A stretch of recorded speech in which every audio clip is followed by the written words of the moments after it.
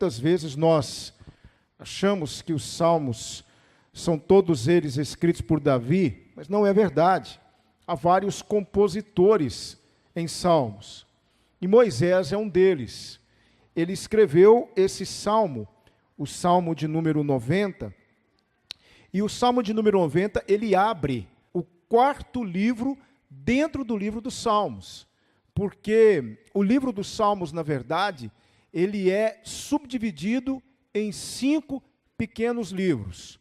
O primeiro livro vai do Salmo 1 ao 41, o segundo livro do Salmo 42 ao 72, o terceiro do Salmo 73 ao 89, o quarto do 90 ao 106, e o quinto e último livro do Salmo 107 ao Salmo 150. Então, o Salmo 90, ele abre o quarto livro dos Salmos. E muitos têm o Salmo 90 como uma verdadeira obra-prima do saltério.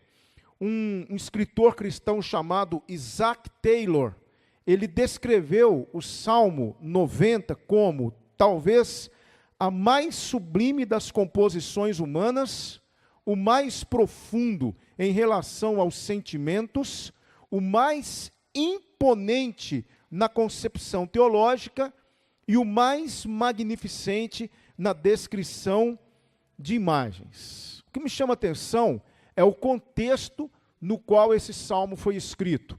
Quando você lê Números 13 e 14, você toma conhecimento de um período negro na história de Israel. Israel estava atravessando o deserto, indo para a terra prometida, quando Moisés escolhe 12 espias e manda esses espias para Canaã, para a terra prometida, para que eles pudessem investigar a terra. Eles vão, constatam algumas coisas que o Senhor havia dito, a terra realmente era muito boa, eles viram a produtividade da terra, a grandiosidade da terra, mas aqueles espias, com exceção de Caleb e Josué, eles trazem notícias muito desoladoras. Eles chegam diante do povo e diz que os habitantes eram poderosos, que eles não conseguiriam dominar aquela terra, eles eram como gafanhotos diante dos habitantes da terra. Eles dizem que na terra havia os filhos de Enaque, ou os gigantes, homens muito poderosos. Por conta dessa notícia dos espias que não creram, não manifestaram fé em Deus, o povo fica desolado, o povo de Israel fica angustiado. Aqui no livro de Números, capítulo 14, versículos 1 a 5, a palavra de Deus diz assim: então toda a congregação levantou a sua voz, e o povo chorou naquela noite. E todos os filhos de Israel murmuraram contra Moisés e contra Arão. E toda a congregação lhes disse: quem dera tivéssemos morrido na terra do Egito, ou mesmo neste deserto. E por que o Senhor nos traz a esta terra para cairmos a espada e para que nossas mulheres e nossas crianças sejam por presa? Não nos seria melhor voltarmos ao Egito? E diziam uns aos outros: constituamos um líder e voltemos ao Egito. Então Moisés e Arão caíram sobre os seus rostos perante toda a congregação dos filhos de Israel. Ou seja, houve um momento muito difícil nessa região chamado de Cades Barneia. E foi por causa desse evento que o povo de Israel foi submetido ao juízo de Deus e teve que peregrinar 40 anos no deserto, até que toda aquela geração morresse e os filhos é que entrariam na terra prometida. Então os irmãos percebem que foi um momento dificílimo na vida de Moisés. Moisés teve a sua autoridade contestada, a sua liderança colocada em xeque, E muitos ainda queriam um outro líder para os conduzir de volta ao Egito. Por conta disso, Deus puniu o povo rebelde, um povo que murmurava o tempo todo, e foi nesse contexto, provavelmente, que Moisés escreve o Salmo 90. O Salmo 90, ele é dividido em 3 partes. Ele tem uma subdivisão em 3 partes. A primeira parte do Salmo 90, Moisés exalta a soberania de Deus. Moisés diz o seguinte no Salmo 90: Senhor, Tu tens sido o nosso refúgio de geração a geração. Antes que os montes nascessem, ou que Tu formasses a terra e o mundo, mesmo de eternidade a eternidade, Tu és Deus. Tu reduzes o homem à destruição, e dizes, tornai-vos filhos dos homens, porque 1000 anos são aos teus olhos como o dia de ontem que passou, e como a vigília da noite. Tu os levas como uma corrente de água, são como um sono, de manhã são como a erva que cresce, e de madrugada floresce, e à tarde corta-se e seca.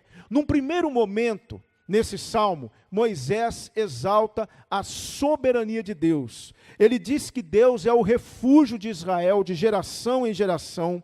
Ele fala da criação de Deus como uma prova incontestável de que tudo provém dele e tudo é sustentado por ele.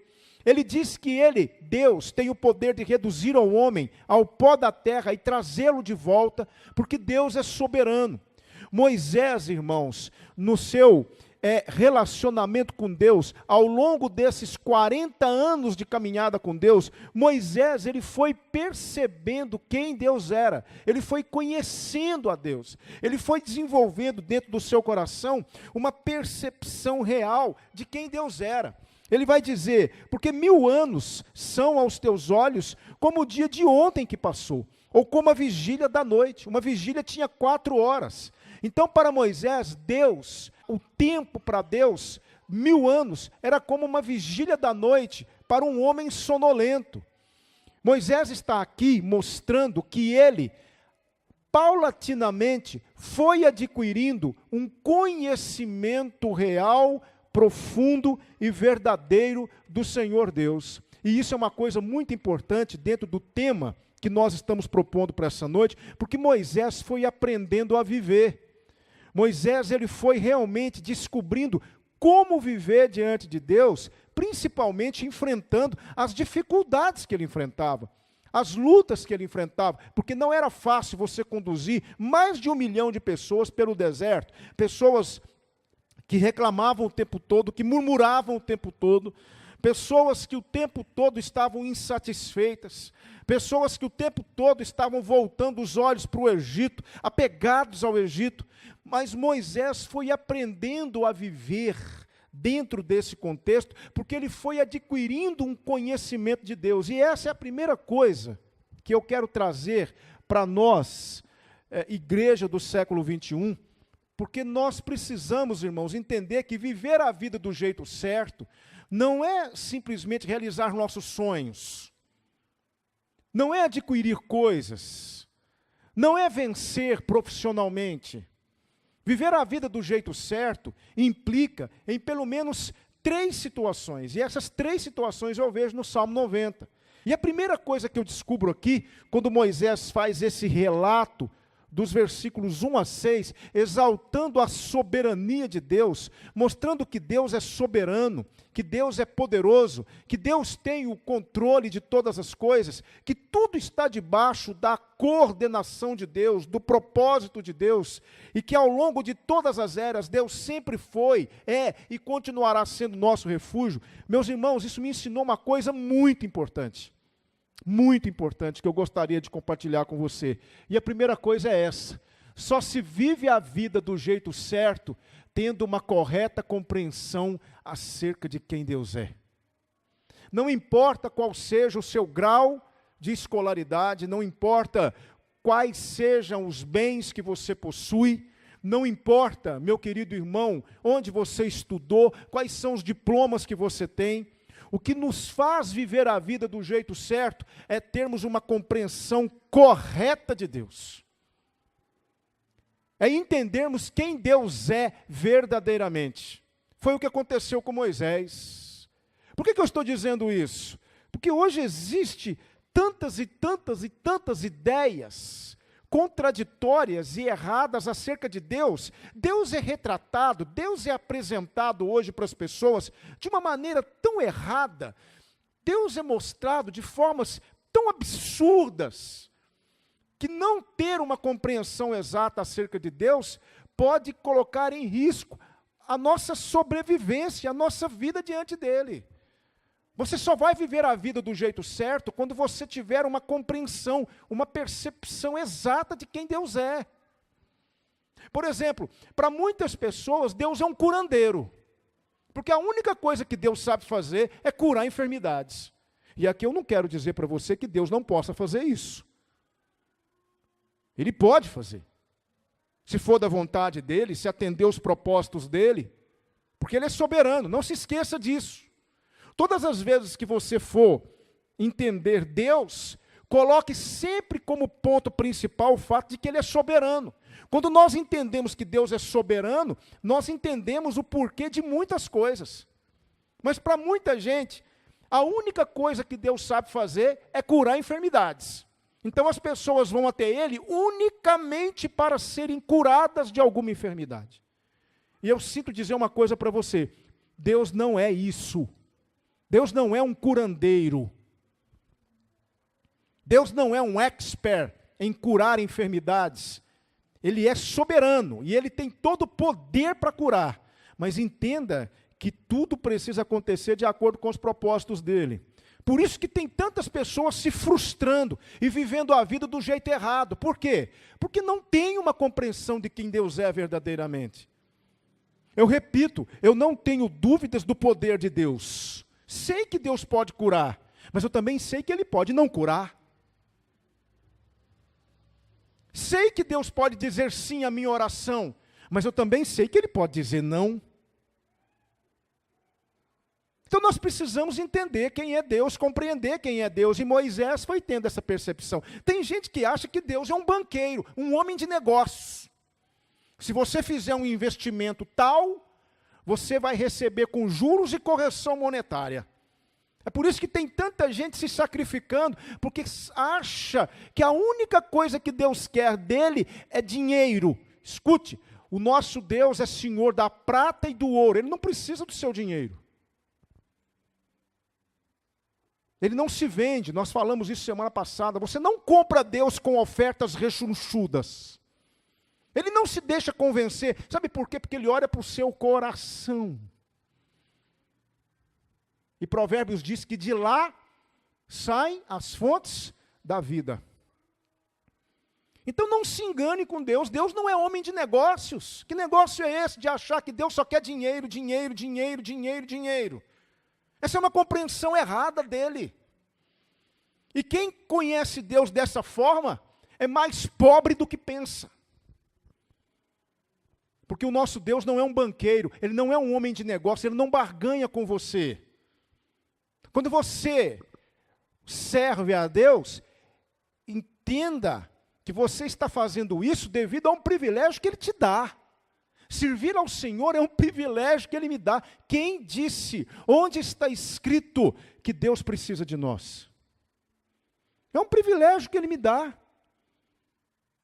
Então, só se vive a vida do jeito certo quando você tem uma compreensão correta de Deus. E sabe de uma coisa? Eu me atrevo a dizer algo aqui nessa noite. Sabe por que muitas pessoas não querem Deus? Porque elas percebem que Deus não é capaz de se submeter aos caprichos delas. Deus tem que ser exatamente assim. Se ele não é assim, para mim não serve. Quando você começa a conhecer Deus de verdade, às vezes você se assusta com aquilo que ele é capaz de fazer. Mas somente assim, nós vamos aprender a viver a vida do jeito certo. Moisés teve esse privilégio, ele começou a perceber quem Deus era. Ele viu que Deus era um refúgio. Quantas e quantas e quantas vezes Moisés se refugiou em Deus? Deus é refúgio. Deus é poderoso. Deus é todo-poderoso, Deus pode todas as coisas. Deus é atemporal. O que isso significa? Deus não está circunscrito ao tempo. Deus não está dentro do cronos, que é a palavra para tempo na nossa linha humana. Deus não está submetido ao cronos. Não. Deus está num tempo muito diferente do nosso. Por isso que para Ele 1000 anos são como a vigília da noite que passou. Muita gente diz assim, até hoje Jesus prometeu voltar e não voltou, e lá se foram 2000 anos. No tempo de Deus passaram-se 2 dias. Calma, apressadinho. Então eu quero dizer para você, querido, que nós vamos saber viver a vida do jeito certo quando nós realmente tivermos uma compreensão exata de quem Deus é. Precisamos orar ao Senhor e falar assim, Senhor, retire do meu coração toda ideia errada que eu tenho a seu respeito. Retira do meu coração toda falsa percepção que eu tenho a seu respeito. Mostra-me quem tu és verdadeiramente. Ah, meu irmão, quando isso acontece, nós entendemos o que é viver. Nós aprendemos a viver. É o que está escrito aqui. No versículo 1 a 6, Moisés, ele exalta a soberania de Deus. Ele descobriu como Deus é soberano. E ele descobriu uma coisa, Deus não deve satisfação a ninguém. Ele é Deus. O povo pecou, o povo errou, ele puniu o povo, e ele não tem que dar satisfação a ninguém. Será que é esse Deus que nós conhecemos? É esse Deus que você quer na sua vida? O Deus que está acima de tudo e de todos, que diz sim, que diz não, que nem sempre atende você do jeito que você quer, que nem sempre corresponde às suas expectativas, não porque ele seja menor do que as nossas expectativas, mas porque as nossas expectativas estão equivocadas. Será que é esse Deus que nós queremos para nós? Esse Deus que diz o seguinte, se você quer caminhar comigo, se prepare porque você vai sofrer. Esse Deus que hora nenhuma esconde de nós a realidade da caminhada com Ele. Esse é o Deus das Escrituras. Esse é o Deus que Moisés aprendeu a conhecer. Mas eu vejo também aqui, nesse texto, uma coisa muito interessante. Moisés, ele vai reconhecer uma coisa muito importante, e isso é muito importante para vivermos a vida de maneira correta. Moisés, ele vai reconhecer a sua culpa e a culpa do povo. Veja só o que ele diz aqui a partir do versículo 7. Pois somos consumidos pela tua ira, e pelo teu furor somos angustiados. Diante de ti puseste as nossas iniquidades, os nossos pecados ocultos à luz do teu rosto, pois todos os nossos dias vão passando na tua indignação. Passamos os nossos anos como um conto que se conta. Os dias da nossa vida chegam a 70 anos, e se alguns pela sua robustez chegam a 80 anos, o orgulho deles é canseiro e enfado, pois cedo se corta e vamos voando. Quem conhece o poder da tua ira? Segundo és tremendo, assim é o teu furor. Aí Moisés diz uma coisa, versículo 12, olha que coisa maravilhosa. Ensina-nos a contar os nossos dias de tal maneira que alcancemos corações sábios. Moisés está dizendo o seguinte para o Senhor, Senhor, quem somos nós diante de ti? Tu és soberano, a tua ira é implacável. Nós somos breves, nós somos um conto ligeiro. Sabe o que é conto ligeiro? Não é aquele livrinho que você lê rápido, não. Conto ligeiro é uma contagem rápida mesmo. 1, 2, 3, 4, 5, 6, 7, 8, 9, 10. Passou a sua vida. É isso. Nós somos muito breves. Moisés está reconhecendo, nós não somos nada. Nós não somos absolutamente nada diante da sua grandeza. A nossa vida é um vapor. O melhor do homem é 70 anos. Quando chega a 80, é canseiro e enfado. Nós somos como uma erva que hoje está bonita e à tarde ela seca e é queimada. Nós não somos absolutamente nada. Ah, irmãos, quando eu li esse texto, eu descobri o segundo fator preponderante para que possamos realmente viver a vida do jeito certo. Sabe qual é? É esse. Só se vive a vida do jeito certo, tendo uma correta compreensão acerca de si mesmo. Tem uma frase que eu quero ler para você. Veja só, frase importante. Moisés gastou 40 anos pensando que era alguém. 40 anos aprendendo que não era ninguém. E 40 anos descobrindo o que Deus pode fazer com esse ninguém.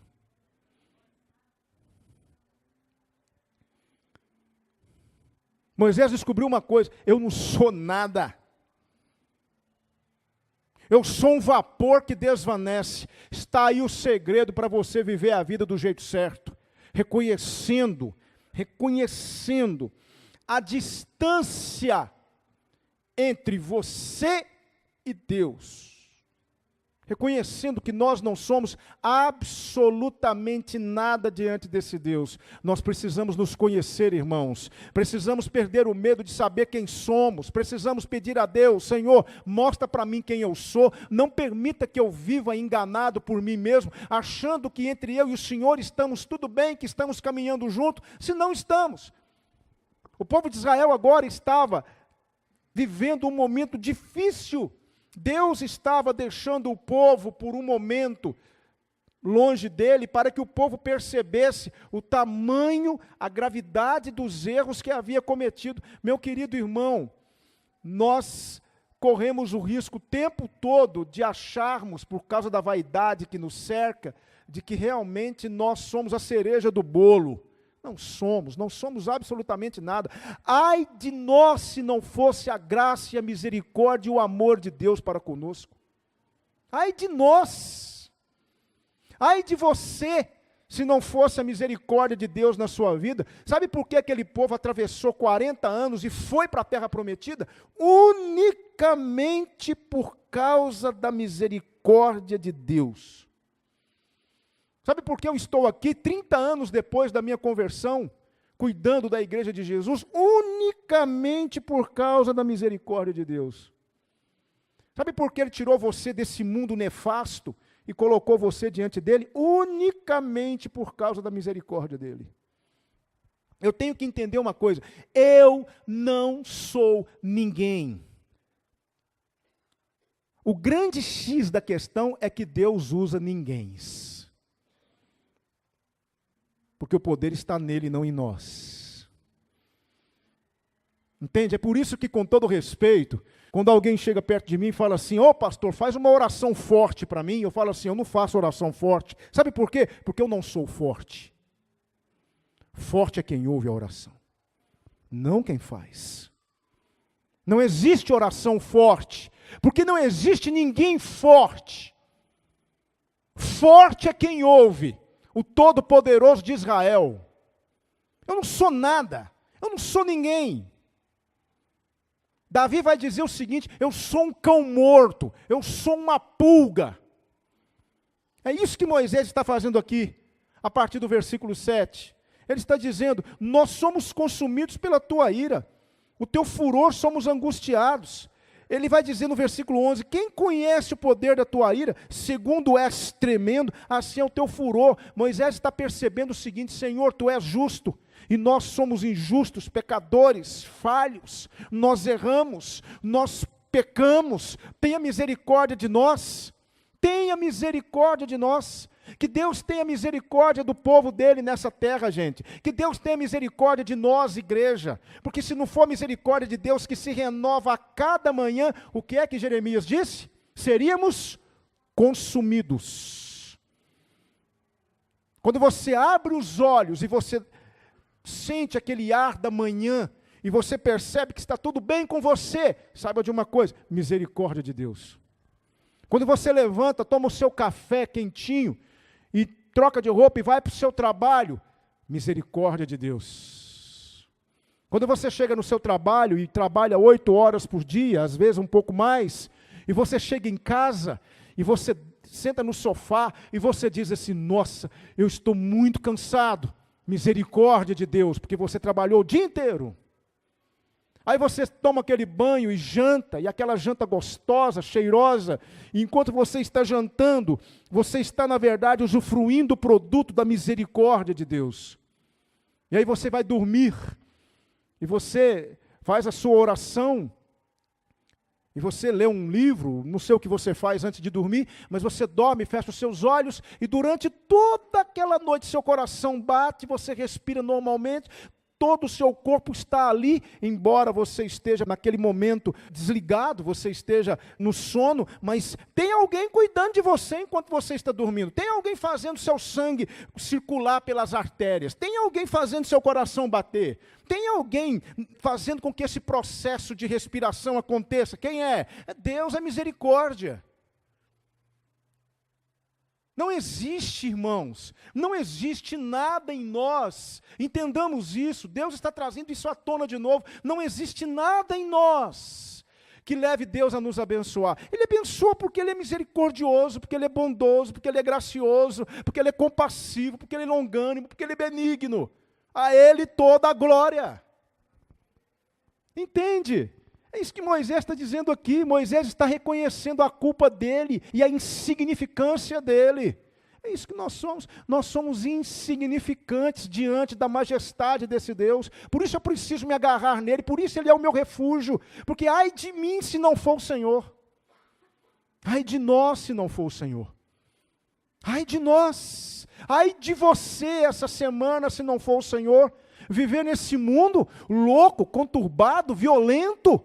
Esse mundo entregue ao diabo, esse mundo que jaz no maligno, você acha que é fácil viver nesse mundo? Ai de nós, se não fosse o Senhor conosco. Ai de Israel, se não fosse o Senhor.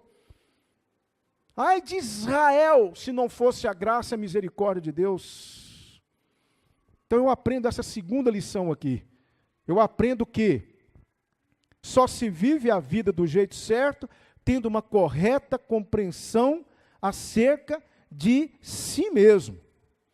E aí, caminhando para o final, versículos 13 a 17, Moisés diz assim: volta-te para nós, Senhor, até quando? Aplaca-te para com os teus servos, farta-nos de madrugada com a tua benignidade, para que nos regozijemos e nos alegremos todos os nossos dias. Moisés sabia que Deus havia se afastado do povo por causa do pecado em Cádiz Barneia. Moisés sabia. Aí ele diz: volta-te para nós, Senhor. Até quando? Aplaca-te, ou seja, transforme a sua ira em misericórdia com os teus servos. Farta-nos o quanto antes com a tua benignidade. Ele vai dizer no versículo 15: alegra-nos pelos dias em que nos afligistes e pelos anos em que vimos o mal, ou seja, permita que tenhamos dias alegres em maior número do que dias de tristeza. Apareça a tua obra aos teus servos e a tua glória sobre os teus filhos, seja sobre nós a formosura do Senhor nosso Deus e confirma sobre nós a obra das nossas mãos. Sim, confirma a obra das nossas mãos, permita que nós consigamos, Senhor, permita que consigamos chegar lá. Sabe o que Moisés está fazendo aqui? O Moisés que primeiro exalta a soberania de Deus, versículos 1 a 6, depois, Moisés, ele vai fazer uma avaliação da sua vida, e ele vai reconhecer a sua culpa e a culpa do povo, versículos 7 a 12. Agora, versículos 13 a 17, Moisés suplica o favor gracioso de Deus, porque o Deus que julgava, o Deus que punia, o Deus que castigava, também era um Deus de graça. E aí eu aprendi uma terceira e última lição, um terceiro e último conselho para vivermos a vida do jeito certo. Como é que vivemos a vida do jeito certo? Primeiro, reconhecendo ou tendo uma exata compreensão acerca de quem Deus é. Depois, reconhecendo quem nós somos. E terceiro, como é que se vive a vida do jeito certo? Só se vive a vida do jeito certo quando reconhecemos que precisamos do perdão de Deus. Não dá para viver sem o perdão de Deus. Moisés está reconhecendo isso, ele está falando: Senhor, aplaca-te, perdoa-nos, transforme a tua ira em graça, em misericórdia, perdoa o nosso pecado. Ah, querido, não há nada pior nessa vida do que vivermos em débito com Deus, do que vivermos tendo a certeza de que estamos em falta com Deus e um dia teremos que acertar as contas, porque teremos. Todos nós um dia estaremos diante de Deus. Todos nós. E vamos prestar contas para Deus. E vai ser terrível, terrível, você chegar diante de Deus um dia e você descobrir lá que a sua conta é infinitamente maior do que aquela que você tem condição de pagar. É por isso que nessa noite, escute, Moisés vai dizer no Salmo, nós somos muito breves, o tempo passa rápido para nós. Nós precisamos, queridos, aproveitar o tempo que Deus nos dá para colocarmos a nossa vida em dia diante de Deus e corrigirmos o que está errado. Porque nós voamos. O melhor da nossa vida é 70 anos. Se alguns chegam a 80, o melhor é enfado e canseira. Moisés está dizendo isso. Senhor, nos dê corações sábios. Nos ensine a contar os nossos dias para que tenhamos corações sábios. E sabe onde é que está a sabedoria? Reconhecer que nós precisamos acertar as coisas com Deus. Colocar a nossa vida em ordem diante de Deus. Confessar os nossos pecados e pedir a Deus perdão, porque o nosso Deus é um Deus que perdoa. O perdão de Deus é revigorante. O perdão de Deus restaura. O perdão de Deus nos ajuda a caminhar, nos ajuda a prosseguir. O perdão de Deus, irmãos, é algo indispensável para a nossa vida. Conta-se uma história de um médico escocês, muito bondoso, muito caridoso. E ele fazia as consultas, e muitas das pessoas que iam consultar com ele, precisando daquela consulta, daquele diagnóstico médico, não tinha condições de pagar a consulta. Então fazia-se a consulta, ele então passava o valor, e a pessoa dizia assim, doutor, me perdoe, eu não tenho como pagar essa consulta. Eu não sabia que o valor seria esse, e eu não tenho como pagar. Eu preciso de um médico, mas não tenho como pagar. Aí o médico pegava a ficha daquela pessoa e escrevia assim, ok, perdoado, muito pobre para pagar. E ele foi anexando, foi guardando essas fichas. Muitas pessoas iam até ele, mas não tinham como pagar as consultas. Ele escrevia de vermelho, perdoado, perdoado, perdoado, perdoado, não há como pagar, perdoado, muito pobre para pagar, perdoado. E ele foi guardando isso num fichário até que esse médico morreu. Ele morreu. A esposa dele não tinha o coração que ele tinha. Quando a esposa dele foi no consultório dele arrumar algumas coisas, ela encontrou esse fichário cheio de fichas, escrito perdoado, ok, não tem condição de pagar, perdoado, perdoado, perdoado, escrito de vermelho. Ela disse, eu vou receber cada uma dessas consultas. Eu não vou permitir que isso aconteça. Ela pegou tudo aquilo e procurou a lei, procurou a justiça. Foi diante de um juiz. E apresentou as fichas e disse, eu quero receber tudo isso, o que eu tenho que fazer? Aí o juiz perguntou para ela assim, de quem que é essa letra escrito perdoado? Ela disse, do meu marido. O juiz olhou para ela e disse assim, minha querida, não há tribunal na terra que faça você receber essas dívidas, porque seu marido perdoou, e ele disse perdoado, e essa letra é dele. Ninguém vai te dar ganho de causa, porque ele perdoou, e esse perdão é definitivo. Existe perdão para nós, não escrito com tinta vermelha, mas escrito com o sangue de Jesus, eterno. Talvez você esteja aqui nessa noite com a sua vida repleta de pecados, cheia de pecados, só você sabe quais são esses pecados que você anda cometendo. Você está aqui nessa noite, o Senhor trouxe aqui para dizer uma coisa para você, não dá para viver sem o perdão dEle. Quem sabe nessa noite você confessa todos os pecados que você anda cometendo, pede perdão ao Senhor e Ele vai escrever, perdoado, muito pobre para pagar. Isso se chama graça. Porque responda para mim, quem aqui tem condições de pagar a dívida que tem com Deus? Ninguém tem. E a nossa dívida vai crescendo, vai crescendo, vai crescendo, vai crescendo. O povo de Israel era um povo que, se não fosse a graça de Deus e o perdão e a intercessão de Moisés, porque Moisés intercedia pelo povo, aquele povo não existiria, teria sido consumido no deserto. Meu querido, se você não pedir perdão a Deus pelo que você anda fazendo, você vai ser consumido no deserto. Você não vai entrar na presença de Deus, por isso existe perdão para você. Só se vive a vida do jeito certo quando reconhecemos que nós precisamos de perdão. Talvez você tenha caminhado e tenha entendido, olha, a minha vida está ruim demais, a minha vida está sem sentido, eu não consigo entender o porquê disso, o porquê daquilo. É porque você precisa do perdão de Deus. Você precisa confessar o seu pecado nessa noite e falar: Senhor, eu tenho pecado, eu tenho errado. Volta-te, Senhor, até quando? Aplaca-te para comigo, perdoa o meu pecado, purifica-me, escreva perdoado na ficha do meu coração. E eu te garanto uma coisa, meu querido, eu te garanto, eu não estou falando aqui de um ser humano que falha, de um ser humano que volta atrás, de um ser humano que se arrepende.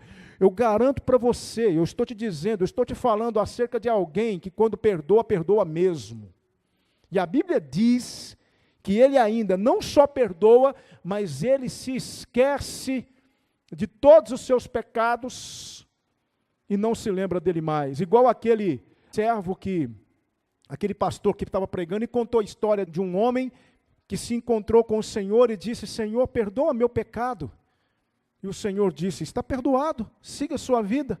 E ele então se levantou, feliz porque havia sido perdoado, mas pouco tempo depois ele caiu de novo, ele pecou de novo, e ele voltou lá no Senhor e disse assim: Senhor, eu te peço perdão, eu pequei, eu caí de novo, me perdoe novamente. E o Senhor olhou para ele e disse assim: mas perdoar você novamente por quê? Porque eu pequei de novo. Pecou de novo, mas qual foi o primeiro pecado que você cometeu? Porque eu não me lembro. Existe perdão para você.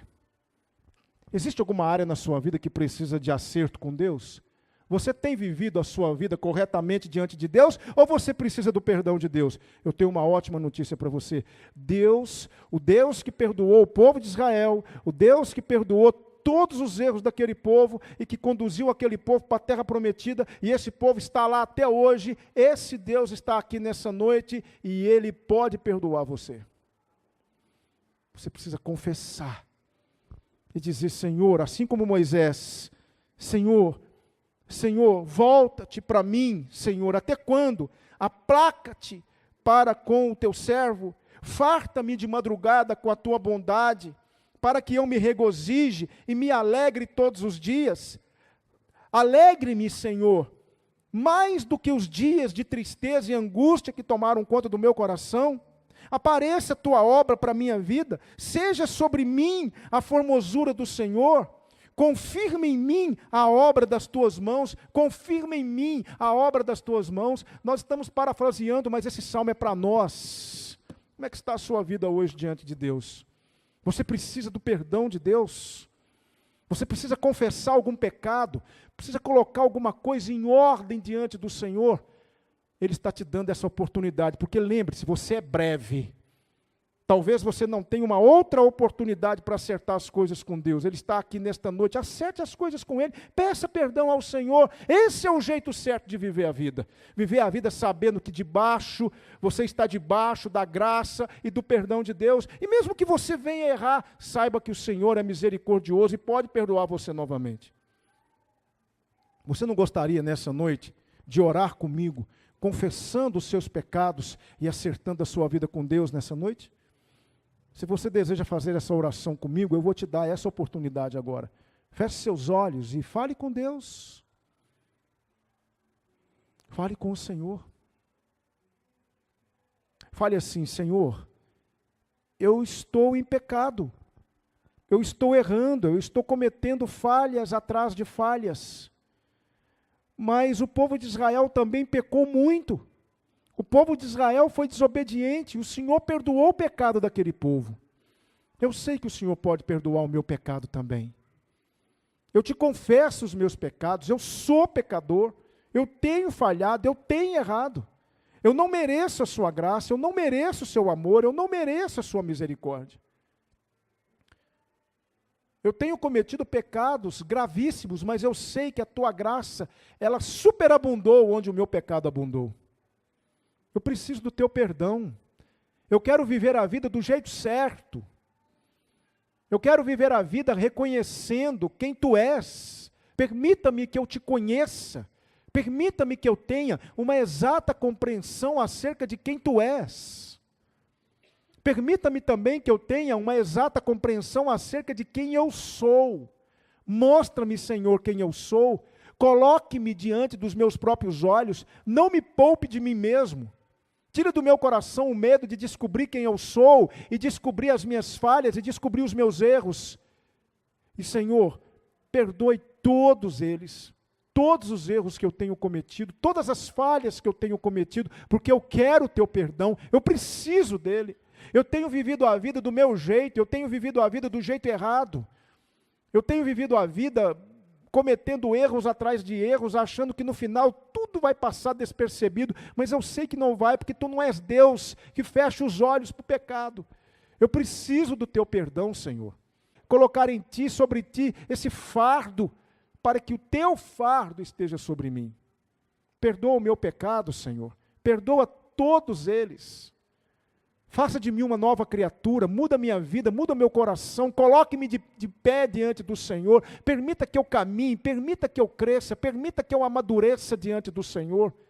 Eu preciso do Senhor, eu preciso do teu perdão, eu preciso da tua graça, eu preciso da tua misericórdia. Ó Deus, derrame sobre mim hoje o teu perdão. Eu tenho falhado, eu tenho errado. Eu tenho pensado, eu tenho tomado atitudes que eu não deveria tomar, mas eu te confesso todos os meus pecados hoje, e eu estou aqui para dizer para o Senhor, que se o Senhor me perdoar, eu caminharei contigo, debaixo da tua graça, da tua misericórdia, dependendo tão somente do Senhor. É a minha oração em nome de Jesus, nosso Salvador. Amém.